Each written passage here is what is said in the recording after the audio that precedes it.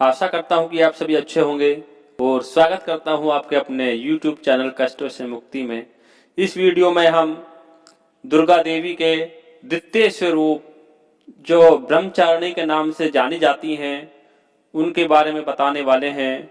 उनके बारे में हम जिक्र करने वाले हैं कि माँ ब्रह्मचारिणी देवी की पूजा विधि क्या है, बीज मंत्र क्या है, स्तुति मंत्र क्या है और किस तरह से हमें प्रार्थना करते हुए माँ भगवती के इस स्वरूप की आरती करनी चाहिए, व क्षमा याचना करनी चाहिए। उससे पहले मैं कहना चाहूँगा कि अगर आप इस वीडियो को लाइक करते हैं और शेयर करते हैं तो उससे हमारा मनोबल बढ़ता है। और अगर आप इस चैनल पर नए हैं तो कृपया चैनल को सब्सक्राइब जरूर कीजिएगा, ऑल वाला बटन प्रेस कीजिएगा और वीडियो को ज़्यादा से ज़्यादा लोगों तक पहुंचाइए, जिससे सभी लोग इस तरह की जानकारी प्राप्त करते रहें। इससे पहले की वीडियो में हमने माता के प्रथम स्वरूप के बारे में, उनकी पूजा विधि के बारे में बताया तथा नवरात्र कब से शुरू होने जा रहे हैं उसके बारे में भी हमने इससे पहले की वीडियो में बताया है।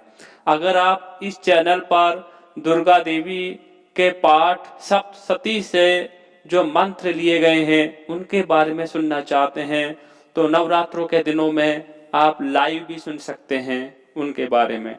अब इस वीडियो में हम जो द्वितीय देवी ब्रह्मचारिणी की पूजा की जाती है उसके बारे में मैं बताना चाहूँगा।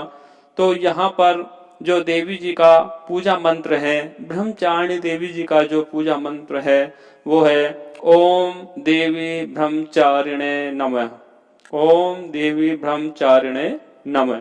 इस मंत्र के जाप से माँ ब्रह्मचारिणी देवी प्रसन्न होती हैं और मनवांछित फल प्राप्त करने वाली वरदान देती हैं। माँ की स्तुति किस तरह से करें? माँ की स्तुति करने के लिए मंत्र हैं या देवी सर्वभूतेषु माँ ब्रह्मचारिणी रूपेण संस्थिता नमस्तस्यै नमस्तस्यै नमस्तस्यै नमो नमः। अर्थात या देवी, जो देवी माँ ब्रह्मचारिणी के रूप में विद्यमान है उन देवी को मैं नमस्तस्यै नमस्कार करता हूँ, नमस्तस्यै नमस्कार करता हूँ, नमस्तस्यै नमो नमः बारंबार भक्ति पूर्वक प्रणाम करता हूँ, नमस्कार करता हूँ। इस तरह से स्तुति करने से माँ ब्रह्मचारिणी देवी प्रसन्न होकर मनवांछित फल देती हैं। उसके बाद में हमको प्रार्थना करनी चाहिए माँ भगवती से। माँ ब्रह्मचारिणी देवी जी की प्रार्थना के लिए जो मंत्र है वो इस प्रकार है। दधानाकर पद्मव्याभ्याम अक्षमाला कमंडलु देवी प्रसीदतु मयि ब्रह्मचारिणी अनुत्तमा। ब्रह्मचारिणी देवी का जो नाम से ही काफी स्पष्ट है, ब्रह्मचारिणी यानी कि ब्रह्म जो ब्रह्मा जी के बनाए हुए नियम है या जिसको हमें पालन करना चाहिए सभी को। ब्रह्मचारिणी का जो ब्रह्म को प्राप्त करने वाली देवी हैं, जो अच्छे नियमों को, जो ब्रह्म का ज्ञान प्राप्त करने हेतु तपस्या करती है। चारणी का मतलब उनका अनुसरण करती हैं, उसको हम ब्रह्मचारिणी देवी मानते हैं। बहुत तपस्या के बल पर, हजारों वर्ष की तपस्या के बल पर माता को इस नाम की प्राप्ति हुई। ब्रह्मचारिणी जो नाम पड़ा, माता को हजारों वर्ष की तपस्या के बाद में इनको शंकर भगवान की प्राप्ति हुई।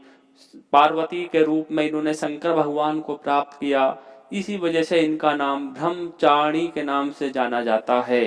इनका जो वर्ण है वो बिल्कुल श्वेत वर्ण है, सफेद कपड़े पहने हुए माता, एक हाथ में अक्षमाला है और दूसरे हाथ में कमंडल अपने हाथ में लेती हैं और ये विवाहिता देवी के रूप में पूजी जाती हैं।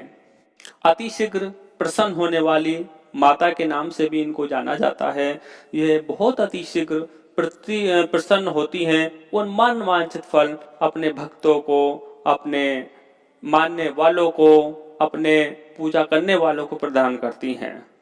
इन देवी जी की पूजा के बाद में हमको दुर्गा चालीसा का पाठ करते हुए माँ जगदम्बा की आरती करनी चाहिए तथा प्रसाद स्वरूप इनको मिश्री चीनी या फिर दही में चीनी मिला करके इनको भोग लगाना चाहिए। भक्ति पूर्वक उस प्रसाद को ग्रहण करना चाहिए और सभी को वितरित करना चाहिए। हो सकता है तो नवरात्र के दिन में प्रतिदिन कन्या पूजन करना चाहिए। एक कन्या का पूजन प्रतिदिन करने से 100 गुना फल प्राप्त होता है तथा माता रानी की हमेशा कृपा बनी रहती है। माता रानी की पूजा प्रातःकाल व सायंकाल दोनों समय करनी चाहिए।